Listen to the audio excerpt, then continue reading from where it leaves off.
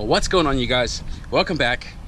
Right now I am going to be headed back to the junkyard to return the core, this blown engine and an automatic transmission, so I can get my $60 damn back.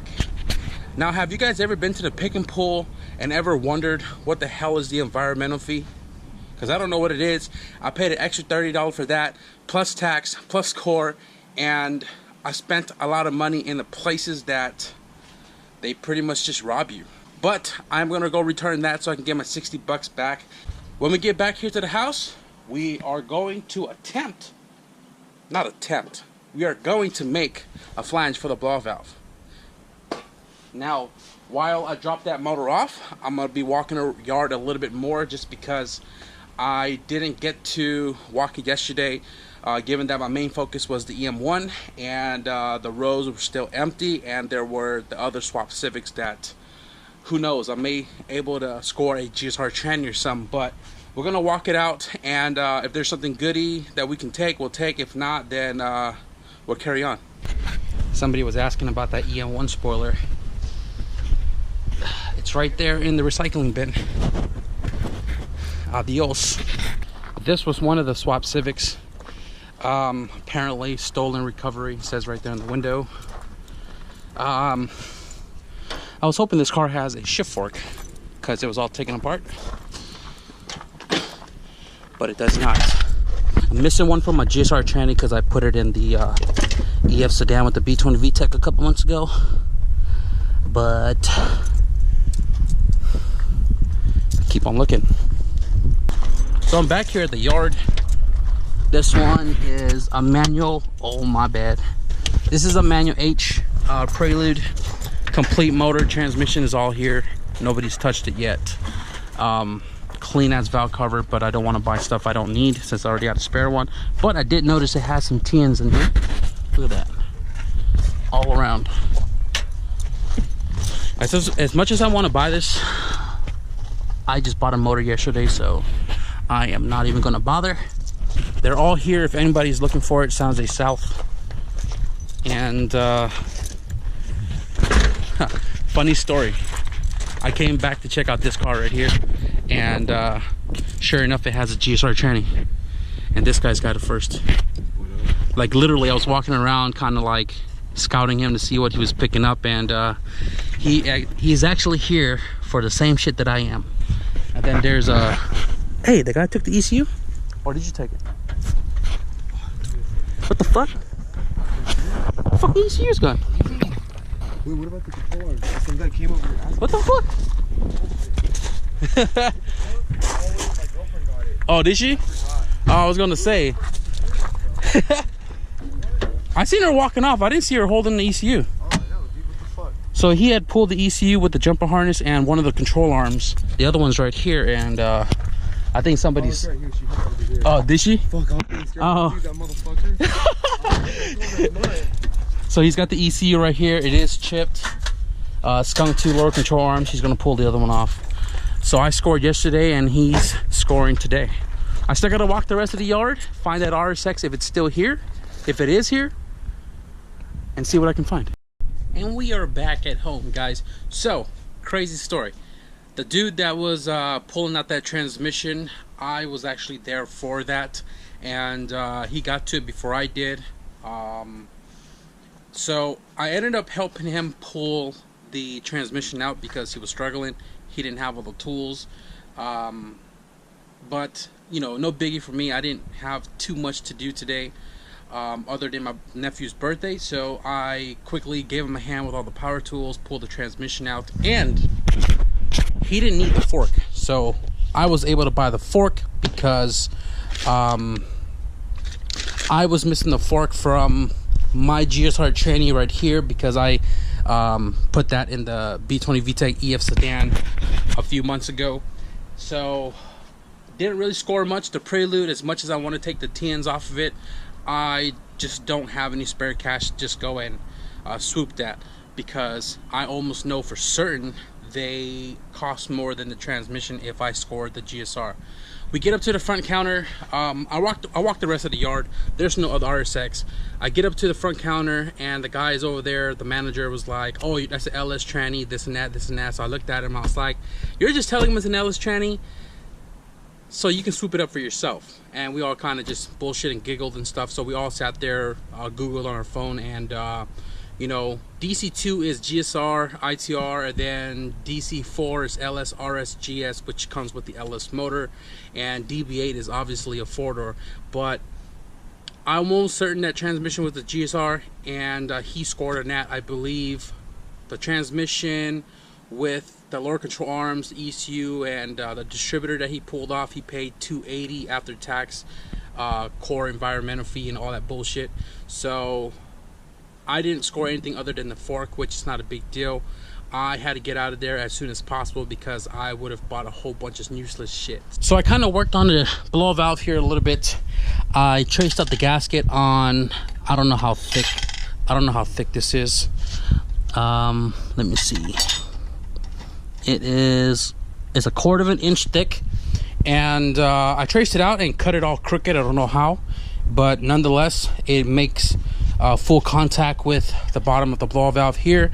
I got the hole drilled beforehand, so I don't hold it and then try to drill a hole into it. So I did a hole beforehand, trimmed it out, and then put it on my belt sander to smooth the edges out. So this is the base plate for that guy. I'm gonna trim this down to about 1.5 inches, like right there or so. Now that we got it trimmed, we're gonna slice it right down the middle, just like that.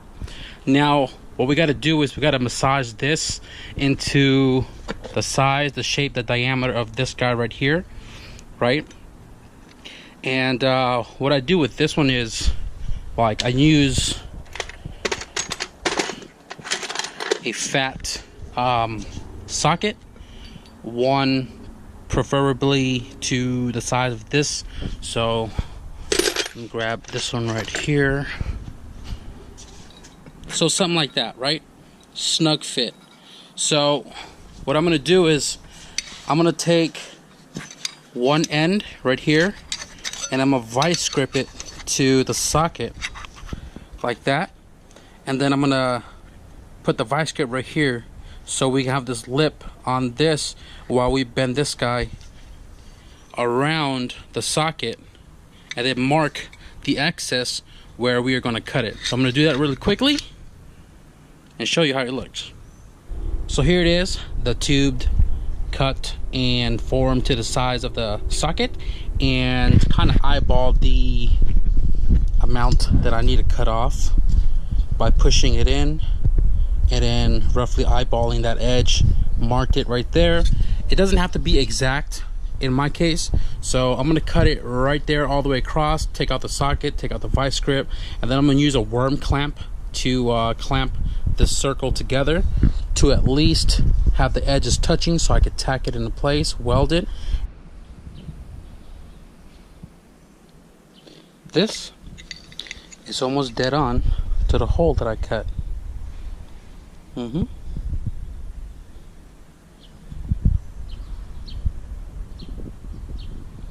Nobody's home, so I got full access to the 220.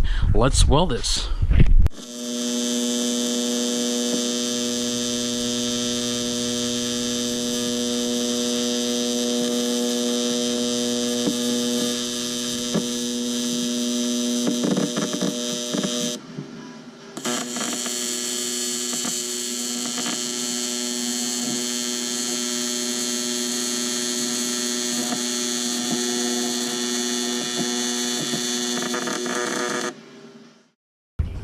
Got this all welded up. I burnt it kind of hot, and you can see it's not dimes, it looks more like fusing, but nonetheless this will work just fine.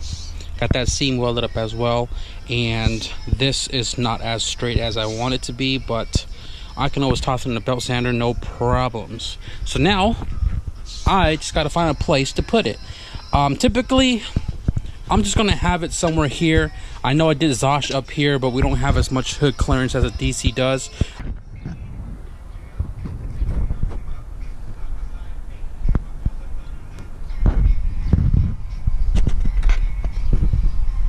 So it's going to be really hard to polish this portion right here because this actually has a coating.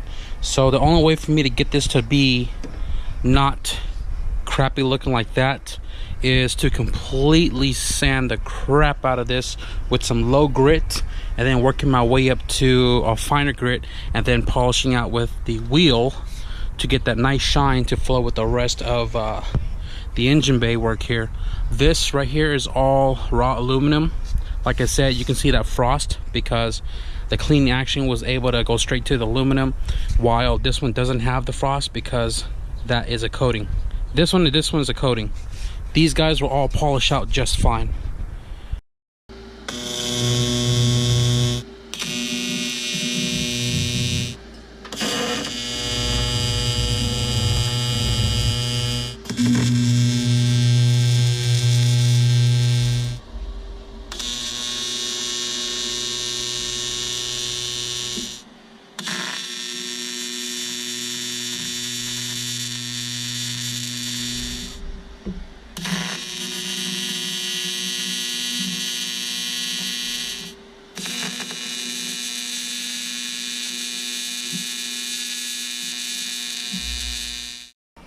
All right, well, blow-off valve is fully installed and fully welded in place. Well, I lied. I forgot the freaking gasket. So now I'm gonna have to take that sucker back out, put that sucker on, then it'll be done. But before we close this video out, guys, I'm gonna attempt to sand this charge pipe and polish it out to a nice, shiny, polished finish. I'm gonna start now. So this is the most visible part when it's in the engine bay, right? And these are already polished, and I just sanded this down with 100 grit. Obviously I'm going to move up the grits until we can get a finer surface before I polish it. And check out this little picture right here. So I went back to the charge pipe video, and the most vote was to keep it polished, and that is what I am going to do. The titanium look would be dope, but I don't know how to make it titanium, and blue means preparation for paint and all of that. Kind of not in the mood to paint, so kind of wanted to pop like the rest of the engine bay. I'm gonna go ahead and just keep it polished. So now I'm gonna finish this up, and when you see this again, it'll be nice and shiny.